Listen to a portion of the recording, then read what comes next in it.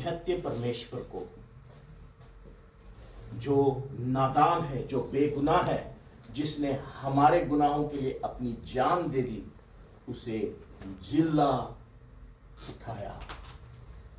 पर जैसे बन चुके हो, परमेश्वर बिना पाप है, और जो बिना पाप के है उसके लिए कोई मृत्यु नहीं। और वो मनुष्य था, उसने मनुष्य बनकर हमारे पापों को लेकर जब उसने मृत्यु को सहा, उसके बाद वो मुर्दों में से जी उठा। क्योंकि बाइबल यूं कहती है, मृत्यु उसे काबू में ना रख सकी, क्योंकि वो सिर्फ हमारे पापों के लिए मरा था, उसने कोई भी पाप नहीं किया था। उसने कोई पाप नहीं किया था। इस कारण पिता ने उसे मुर्दों में से जिल्ला उठाया। कभी मैं आपको सिखाऊंगा, एक जगह यीशु मसीह ने ऐसा कहा, पिता ने मुझे ये आज्ञा दी है कि मैं अपना जीवन रखूं और उसे उठा लूं।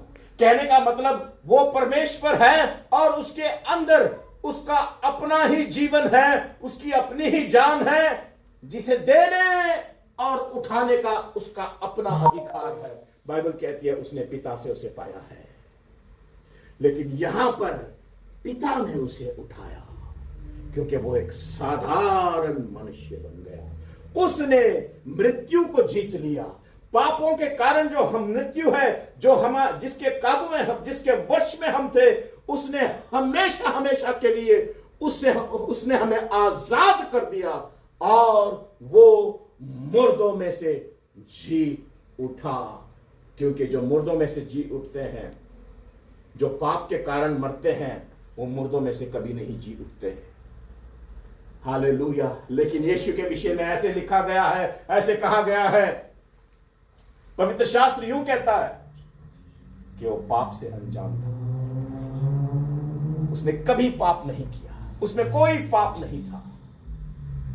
ते आपके और मेरे ही पापों के कारण उसने मृत्यु को अपनाया। परमेश्वर जो कभी मर नहीं सकता, एक साधारण मनुष्य होकर उसने अपनी जान दे दी। अब वो मुर्दों में से जी उठा है।